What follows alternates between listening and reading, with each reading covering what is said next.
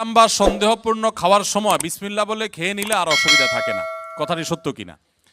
এটা হলো 2 নম্বর মুসলমান যারা, এরা সাধারণত কোনো কিছু হারাম কিন্তু ডাইরেক্ট হারাম খাইতেও আবার ইতস্তত বোধ হয়, এটাকে নিজের জন্য হালাল করার জন্য একটা বুদ্ধি বাইর করছে, এটা ভাই বিসমিল্লাহ বলে খেলে কোনো অসুবিধা নেই। অনেক ডায়াবেটিসের রোগী আছে, তার জন্য মিষ্টি খাওয়া নিষেধ, কিন্তু সে এটা খাওয়াকে হালাল করার জন্য এই মাসালা বাইর করে, বলে আরে বিসমিল্লাহ বলে খেলে কিছু হয় না। তো এগুলো সবগুলা মন গড়া ফতোয়া, এবং এগুলো মোটেও সঠিক কোনো কথা নয়। যেটা হারাম সেটা বিসমিল্লাহ বলে খাইলে শুধু হারাম হবে না, হারাম ডাবল হবে আরো।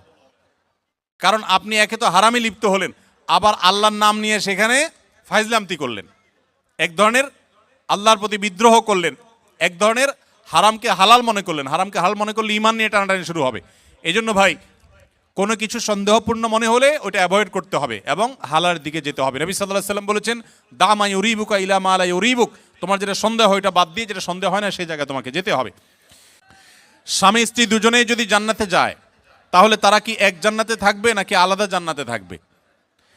স্বামী স্ত্রী দুজনে যদি জান্নাতে যায়, দুজনকে 2 জান্নাতে দিলে তারা সুখে থাকবে না এক জান্নাত দিলে সুখে থাকবে? কি বলেন? কিভাবে এটা প্রশ্ন আসতে পারে বা কিভাবে প্রশ্ন উঠতে পারে? মনে রাখবেন, স্বামী স্ত্রী উভয়ে যদি জান্নাতে যান, আল্লাহ তাআলা উভয়কে একসঙ্গে রাখবেন। শুধু তা নয়, জান্নাতে যে হুররা থাকবেন, এই হুরদের সবার নেতৃত্বে থাকবেন তার স্ত্রী। এখন আপনি বলবেন যে অনেক মহিলা আমাদের কাছে প্রশ্ন করে লিখে দেয়। একবার এক মহিলা লিখেছিলেন যে ভাই এমন একটা আমল শিখিয়ে দেন যে আমলটা করলে আমার স্বামী জান্নাতে আর যা পাক হুর অন্তত পাবে না। তো আমি উত্তরে বলেছি, দেখুন বোন, দুনিয়াতে যেরকম সতীনের প্রতি একটা দুঃখ, কষ্ট, জেদ, ক্ষোভ এটা থাকে, পৃথিবীর সব মেয়েদেরই থাকে, আল্লাহ এভাবে সৃষ্টি করেছেন, কেউ আসলে শেয়ার করতে চায় না, স্বাভাবিক। তবে জান্নাতে মানসিকতাটা এরকম থাকবে না। আল্লাহ তাআলা বলেছেন, ওয়ানাজা'না মা ফি সুদুরিহিম মিন গিল, জান্নাতে অন্তরের যত হিংসা হাসাদ এগুলো সব আল্লাহ তাআলা বের করে দিবেন, রিফাইন হয়ে যাবে। আপনার এখন মনে হচ্ছে যে আমি কিভাবে এটা সহ্য করব, সেখানে আপনার কাছে এটা কোনো বিষয় মনে হবে না। আর মনে রাখবেন, মূল স্ত্রীর মর্যাদা আপনার থাকবে, তাদের সেই মর্যাদা থাকবে না। যাই হোক, তো জান্নাতের এবং দুনিয়ার বিষয়টা সম্পূর্ণ, জান্নাত থেকে আল্লাহর কাছে এটা চাইলে আল্লাহ দেবে কিনা? তো আমার উত্তর হলো, আপনার এই যে বিড়ি বা ধূমপান করার যে, সিগারেট পান করার যে আপনার বদভ্যাস আছে, এই কুরুচি জান্নাতে থাকবে না ইনশাআল্লাহ। আপনার এই কুরুচিটাই কি হয়ে যাবে? চেঞ্জ হয়ে যাবে ইনশাআল্লাহ।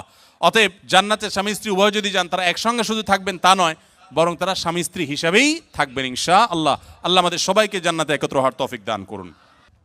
এখানে কোরিয়াতে বেশ কিছু চকলেটের উপাদানের জায়গায় লেখা থাকে সাসুগি বা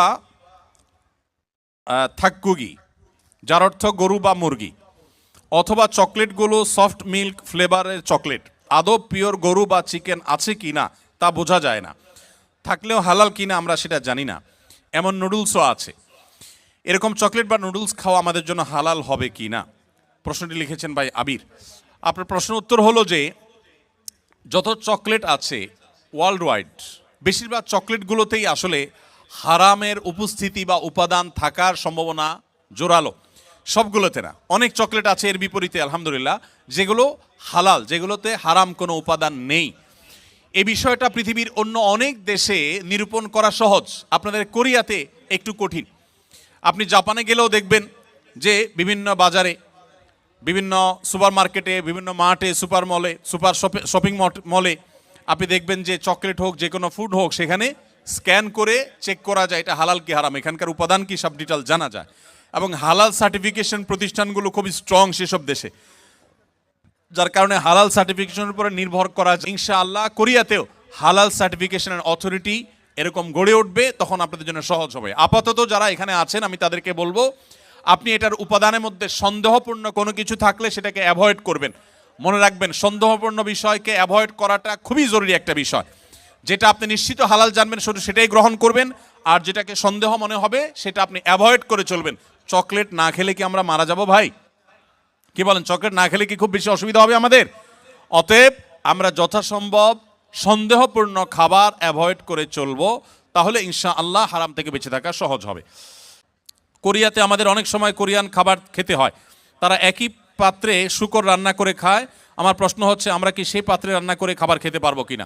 কোনো পাত্রে যদি শূকর রান্না করা হয়, এরপরে সে পাত্রটা ধুয়ে সম্পূর্ণ পরিষ্কার করে, তার কোনো আলামত নাই, নতুন করে সেখানে ধুয়ে পরিচ্ছন্ন করে ভালো তেল দিয়ে যদি হালাল খাবার রান্না করা হয়, সেই খাবার খাওয়া জায়েজ আছে, এটা হারাম না। যদি পাত্র ধুয়ে পরিষ্কার করে রান্না করা, আর যদি না ধোয়া হয় ওই পাত্রে আবার রান্না করা হয়, তাহলে আবার কি হবে না? খাওয়া জায়েজ হবে না।